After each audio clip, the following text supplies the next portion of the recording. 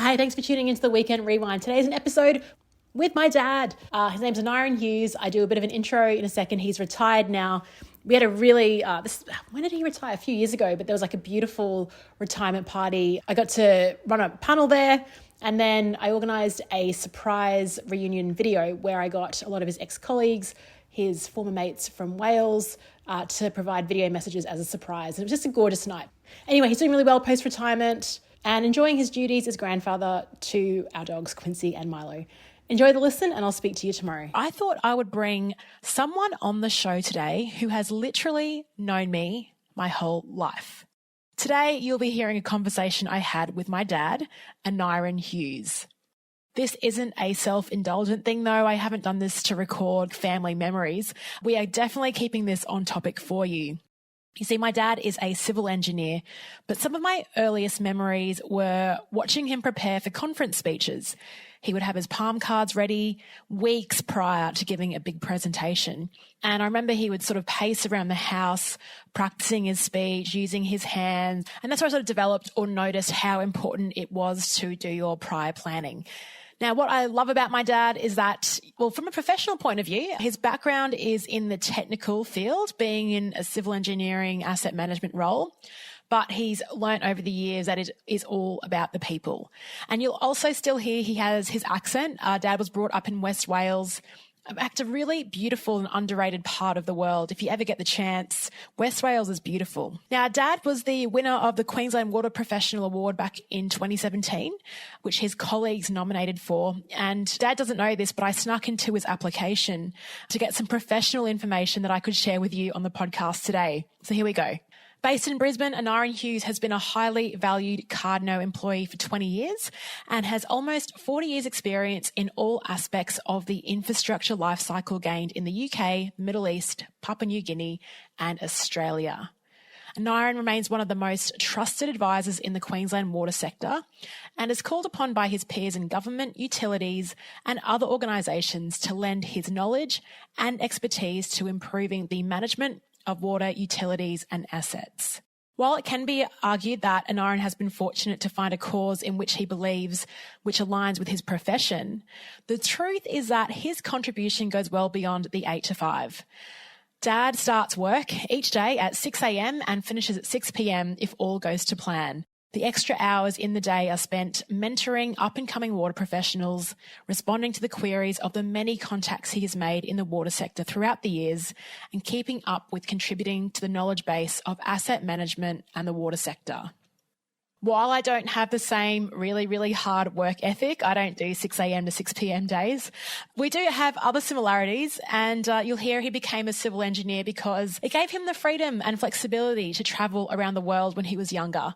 And that's what draws me to the world of facilitation too. I'm actually recording this voiceover in Hong Kong. Mum and Dad also inspired and encouraged my love of reading, and from the earliest of ages, from my birthday through Christmas, when I moved away, came back home, all of the gifts were books. And that's really sort of helped me develop a growth mindset and my love for continuous learning. In this conversation, you'll hear Dad's view on asset management, which is a technical field, like I said, but listen to what he says is the most important asset that we need to manage in our organisations. We also discuss how he prepares for these presentations and how easy it is just to lose track of time when you're at the front of a room. We also talk about how it's important to share the mundane, what we think is mundane, and some of our failures at conferences, and his tips for getting up and delivering presentations and workshops. Now, on to the show. I would like to welcome to the podcast my dad. Welcome to the show, Anari Hughes. Oh, thank you, Leanne. Dad, you get to tell the audience and our listeners a bit about yourself, what your role is currently, and how you ended up in Australia being a Welshman. Yeah, I come from Wales, brought up with a lovely family. I graduated as a civil engineer. Then I worked in the UK for a while, then moved to Qatar for a few years and worked on the construction of its first water supply at Doha. Then I moved to Papua New Guinea, designing water supplies, and there I met my lovely wife and your mother. And then I think the intention had been that I'd eventually end up in Wales back again, but it was pretty cold when I took Mum over. So we decided we were lucky to be able to get into Australia. I managed to get a job with the Queensland state government where I stayed for about 12 years. And that's where I got involved in asset management. And asset management is about management of infrastructure and getting the best returns from investing in roads or water supply or whatever and looking after them. And I think if asset management is done well by local and state government, then people don't notice because everything works really well. Then I moved to a professional services company called Cardno 23 years ago. They were a small company in those days of about 200 people. They're now about 6,000 and worldwide, and I'm proud to be working with them. So you mentioned a few things in there. So you mentioned my mum, Mary, who is actually sitting here observing the conversation. And I just quickly, just pulling it back to Wales, what sort of why did you decide to live in a place like Doha and places like Papua New Guinea? Because, back in the day, you don't have the internet. These are pretty exotic and faraway places. What drove you to work there? I've always been interested in overseas countries, and maybe that's one of the reasons I became a civil engineer. My father had been at sea for many years, and he used to bring all sorts of different things from overseas, and sort of that interested me as well. And working with different cultures and seeing something, I think you just staying in the same place, you get a bit insular and narrow, and I want to experience, coming from Wales to Doha was certainly experience the sun there. And very high temperatures as well. And it's funny you spoke about our grandpa, Anari Hughes. I remember him telling me that one time he got back from an expedition and he brought a monkey back to Wales. Yes, he used to have a monkey as a pet. Was that when you were around? No, I was before my time. Yeah. But the poor thing, in those days, I think you were allowed to bring animals in anyway. And apparently the monkey was quite wild. But obviously a very interesting pet to have. So let's quickly talk about your expertise, which is water, and then we'll get into the facilitation and public speaking side of things. But, water is a very precious commodity. What's happening in the world at the moment? Oh, well, water's really interesting. I got into it because initially as a civil engineer, was more into civil construction, which is steel, concrete, pipes. But then I started getting really interested in water quality, which is all about chemical composition of the water, microbiological, so people actually drink it. They got involved in wastewater treatment with all the bugs that actually break down the wastewater. And then I got involved in asset management, which covers sort of things like finance and also people and their capacity building and things like that. So it's been really interesting doing quite a range of things, most of which I didn't get trained for in university, but I've taken opportunities as they've arisen. What's happening in the world at the moment is climate change, and I think that's water security, and this is going to be a really difficult issue over the years because, Cape Town nearly ran out of water last year. Oh, I didn't know that. And then there are quite a few communities now in Queensland, New South Wales, that have run out of water. Mm. And probably when in Australia, when the water does come, we'll have immense flood. So that's an issue. There's a growing population, and obviously water is an essential commodity for us. And so there are quite a number of issues, and also then pollution as well as from a lot of developments. We've got to improve the quality of wastewater treatment and such like, but also the assets, and this is where I come in, is making sure the assets that go in can last a long time and they do what they're designed to do. And how did you work on your career pivot from civil construction into water? Was it an easy transition? In those days, I never really planned my career. Nobody provided any guidance or anything. I just, whatever interested me. Yeah. And what job came up, essentially. We did a unit when I was in university, public health engineering, and because these kind of things were probably in those times in their early days. Now we get disciplines such as environmental engineering and such like. So I got interested in that. Yeah, it was a bit of hit and miss, really. I never planned anything. I disagree. On the weekends, you have a list of what you're going to achieve. And I think the number one question that you ask me is, what are you going to do today? And what's on your list? I think that's where I get my love for lists. I probably learnt, maybe I might have been in a different place if I had actually planned things.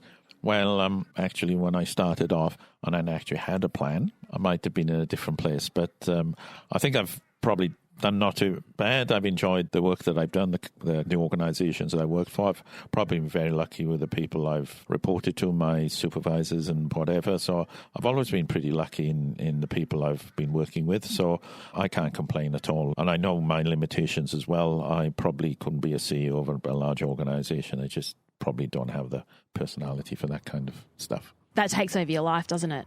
Yeah, I wouldn't mind if it take over my life, but I know my limitations, certainly my personality and whatever. So I think I've done reasonably well with the personality and the intellect that I've actually got.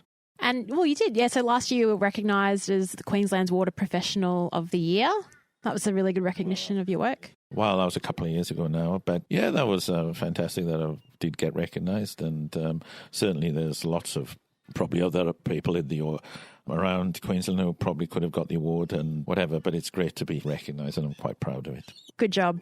Now, moving on to, because of the work that you do and how technically great and the experience that you've got, you've been asked to speak at a few conferences around the world. What kind of locations have you delivered? Unfortunately, I've only done one international conference, and that was in Malaysia for the International Water Conference on Drinking Water Quality.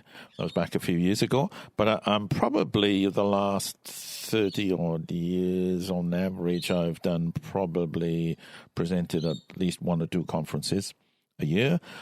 Certainly when I initially started in asset management, it was a discipline that was totally unknown to people. So I used to present at conferences, seminars, and in that stage we used to try and promote it to local governments and water utilities. And I used to do about 4, 5, 6 seminars a year for a few years until people got fed up listening to me.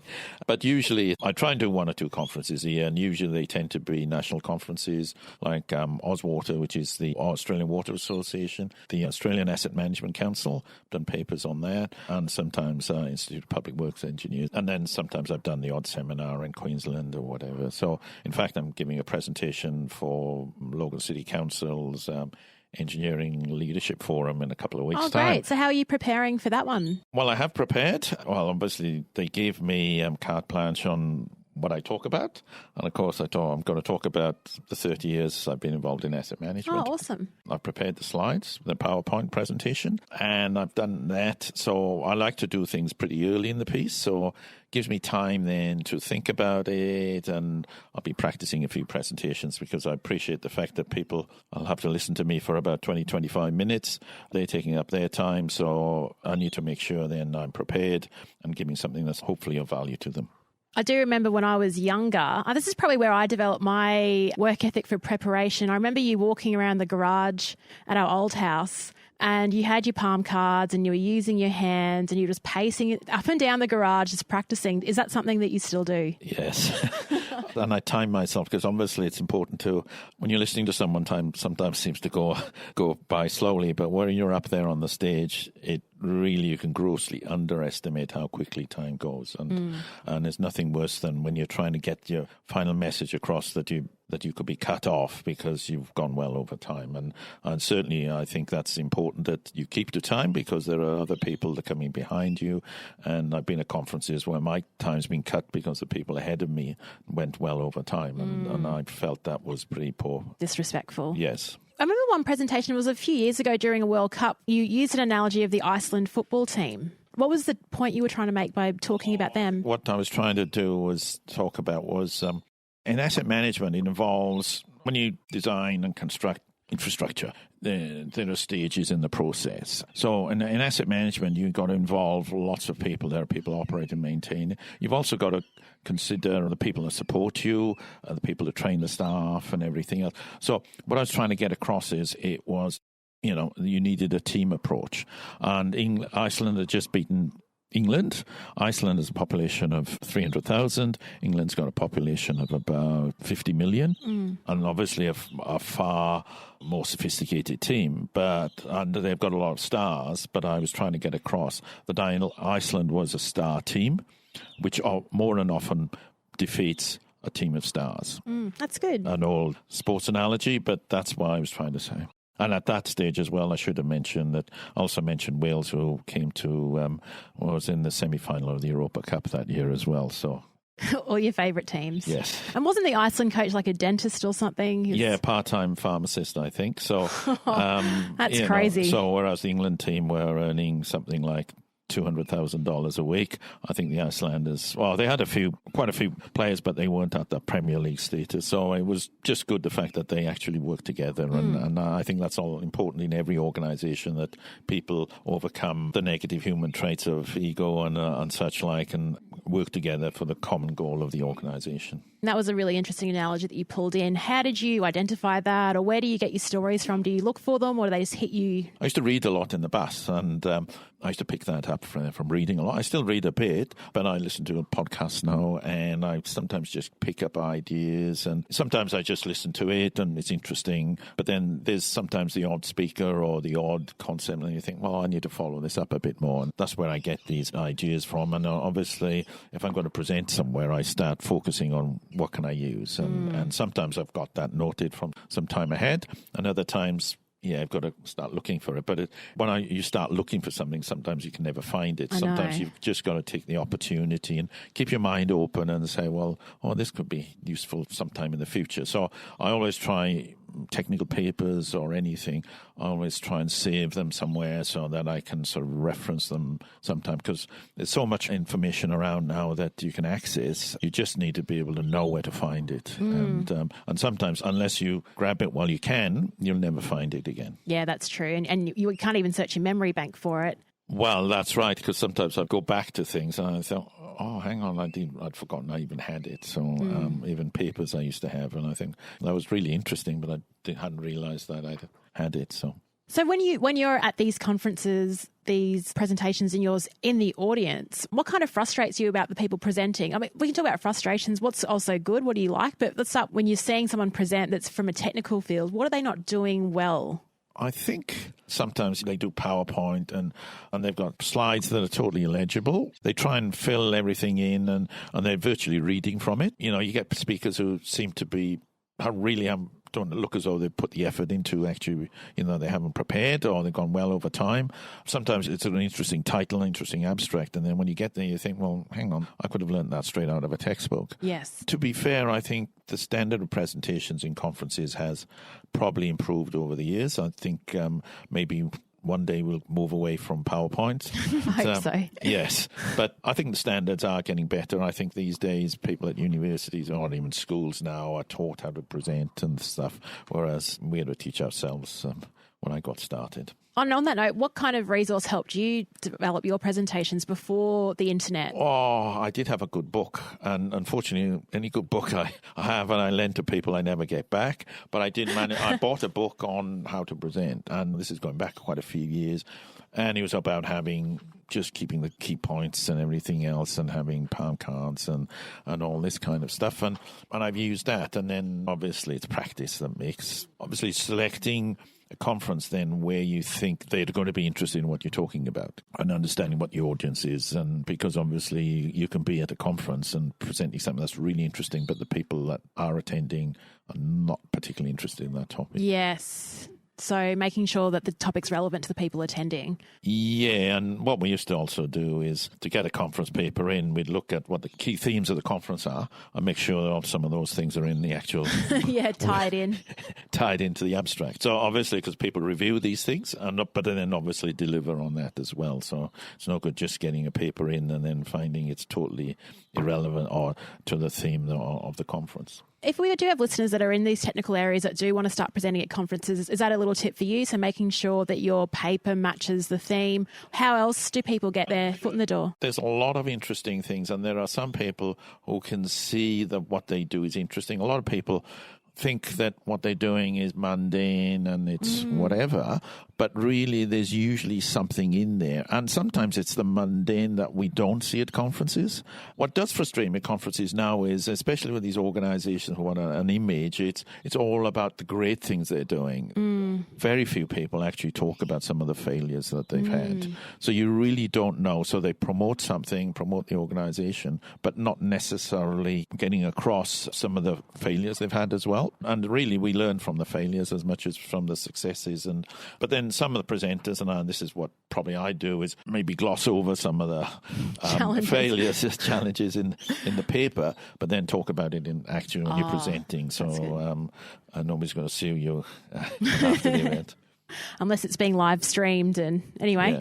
So you mentioned before when you talked about asset management being a new field at the time, what you also talk about is people as assets, which I think is interesting. Yeah, well, in fact, this is what I'm going to talk about in a couple of weeks' time is, like, say, local governments or whatever, they've got huge amounts of assets. Like Logan, for instance, has about $80,000 worth of infrastructure for every household. So it manages. They have a lot of people in the council, but they might not recognise are involved in asset management, and because it's really what local government is, essentially a small number of people, relatively small number of people, providing essential services to a lot of people. In Logan, it's about 300,000, with a bucket full of assets, a lot of assets. So it's those, while we have to look after those assets, we also have to look after the people, because I think I've come to the conclusion, it probably took me a bit of time to recognise that because I come from a technical background, you see all the technical things and it's all rational, but decisions are not also rationally made.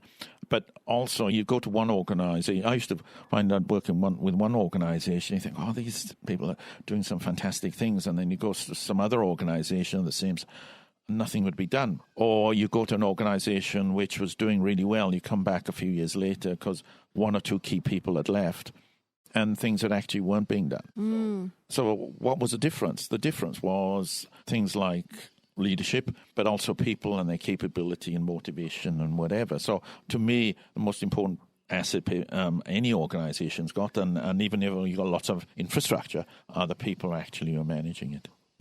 Do you think many of your contemporaries share that view? I think so. Actually, there's an international standard on asset management, which was produced in 2014. And what I really loved about it was the fact they spoke a lot about leadership and commitment and people. Because I'd come to that conclusion a few years earlier. Should have written a book about it back then, Dad. Yes, well, yes, but it's people, and you talk to within Kano or with our competitors or councils, they all say, getting good people is very hard, and retaining them. And you see, we have universities churning out people with well-qualified or whatever, so why can't we find good people? And I think it's a bit of a mystery. And is it because they're not motivated, or they think that once they've got a degree or something, that's where their learning ends? Or they've got other interests, or work is just a means or an end to, keep a roof over their heads, while their passion might be coaching soccer or doing art or something else. So we're all different, but obviously I think getting good people, highly motivated people who want to develop themselves and go the extra mile, I think they're gold to organisation, and organisations need to be able to look after them. Yeah. So how can we look after them? Like, what are some strategies? You've worked with a lot of people and helped develop, graduates and help develop their careers. What are some strategies that you've used with? Well, first off, I think organisations need to be able to recognise the right people. Someone could be highly qualified but not motivated. And I think it's important within a group that you have a teamwork and whatever, and people who are motivated but really keen to work within a team. And certainly I read a paper a few years ago, I think it was called Bad is Stronger Than Good. And within an organisation, if you have one bad influence, it's probably a lot stronger than probably a lot of positive influences. Yeah. And I've certainly experienced that. I think we all have. Yes, one negative person can destroy a good team. Yes. And because, I don't know, it's just maybe human nature. So really it's sort of trying to recruit the right people, and also then people that understand that they need to develop, while the organisation can do so much to develop a person and give them the opportunity, and obviously needs to. It's, if you've got good people, you've got to give them opportunities. But then individuals themselves have got to understand, particularly these days, it's about lifetime learning. Careers are changing. So they've got to go do a bit themselves as well, rather than just relying on the organisation. So by doing reading or whatever, or finding out new ideas. And certainly, I wouldn't call myself an original thinker, but by looking at what other people have done, you can leverage off it. So I think it's giving people opportunities to develop and supporting them then. Getting thrown at the deep end is probably not the way to do it, but giving people the challenges so they can manage, so they don't get too discouraged, and also giving them feedback and working with them. And obviously and there are some people who just seem to get into that groove really well, and others who just turn up. Yeah, that's accurate. What you were saying about how one bad egg can destroy a team, the bad is stronger. I mean, even if you look at reviews on websites, a lot of people feel compelled to write a review when it's a negative one. Yes, and I'm always interested in the ones who you get a 1 to 5, and sometimes it's the organisation, lots of 4s and 5s. Maybe some of them are fake, I don't know.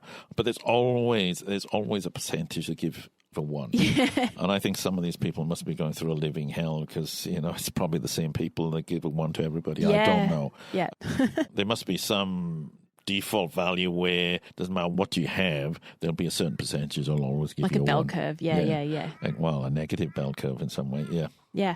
So let's say we've got some people that are starting to get confident and get in front of a workshop or a conference room. What kind of advice would you give to them? What kind of advice would you give to yourself maybe 30, 40 years ago? Someone that's first starting out, they're speaking, getting up in front of people and having a chat. Yeah. Well, practice. I think it's about practice and then doing it essentially in front of your peers first and have it recorded as well. I remember some situation where before PowerPoint, we used to do a lot of things with a slide projector. Oh, yeah. With a carousel. Yes. And it wasn't, I didn't notice it, but then I got recorded. And after every slide, I used to say something like, I can't remember what it was, but every slide I used to say something, and I hadn't realized like next or... Yeah, something like that. So recording things, but also being prepared to accept criticism. And sometimes it's hard. We all think we do fantastic and no worse, no better than anybody else in that regard. And being prepared not to be defensive and accept. If someone says something, they're not doing it because they want to put you down. And most of the time they're trying to help you. So it's best that you accept that and then work on it. I think it's just practice in front of your peers, do this kind of thing, and then actually do it. I think the first few events may be a bit nervous. I'm still nervous. I hated the hour before I actually present. I just get nervous. But once I'm up on the stage, it's great. And it's really great when you get the audience that's engaged. And most of the time they are. Sometimes some of them are not. But most of the time they're engaged. And I'm quite passionate about asset management and subjects I talk about. So that helps a bit as well. If you've got just, changing your voice and what you're presenting and everything else, it makes it a bit more interesting than if it's just a deadpan kind of presentation in monotone. It might send people off to sleep and whatever. Is there anything else that you'd like to share with our listeners, Dad? I think you asked me about, have we got any great resource books recommend? Well, there's lots of good books. The First Time Facilitator podcast. Yeah. Oh, definitely. That's top of the list. But there's lots of good books around. I've still quite a number on my bookshelf. In fact, I was looking at them this morning and I was thinking, gosh, I really need to read some of these again because I think you read them and it gives you ideas and then you lose track over time. Is there a book in particular? Or? Probably one that really was great. It's probably out of print now, but it was called Management Self-Development. And it was produced by the International Labour Organization.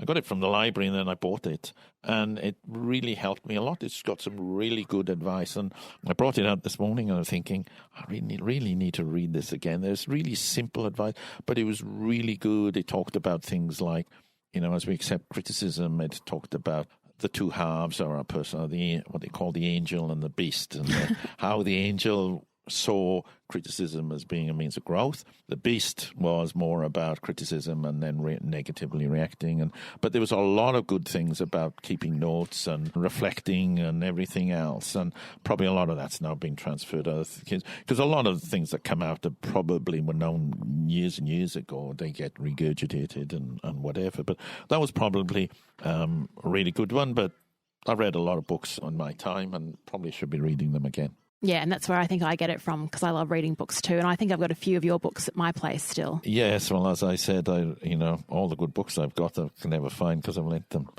If people want to connect with you, Dad, where should we send them? You don't have a website yet. I've been telling you to create one. I want you to be your own solopreneur. I'm a pretty low-profile person, although I think in our company now the CEO wants us to have a much higher profile, social media profile. But I'm definitely on LinkedIn. So I've got a LinkedIn profile on Anari Hughes and I think I'll stick to that. Yes, and we'll link to that in the show notes for this Okay. episode. If people want to reach out to Dad, or you can always go through me. I'll be your agent. Yeah. And Dad, thank you so much for your influence on my life. And I think the reason I picked this area, you talked about asset management, you've alluded to people development. Mum was also a teacher, so I think that's sort of definitely in my blood. And just from a young age, seeing how much you prepared for presentations really has instilled that in me. So thank you for your influence. Okay, thanks very much, Leanne. Bye. Bye. Hey, thanks so much for sticking around. You've reached the end of another episode of the First Time Facilitator podcast. Connect with the show at firsttimefacilitator.com or follow me on Instagram at Leanne Hughes to find out what I'm up to during the week. If you enjoyed this episode, please feel free to share it with someone who will also appreciate the insight. And make it easier for yourself and subscribe to the show in your podcast player of choice. Thank you so much for listening, and chat to you next week.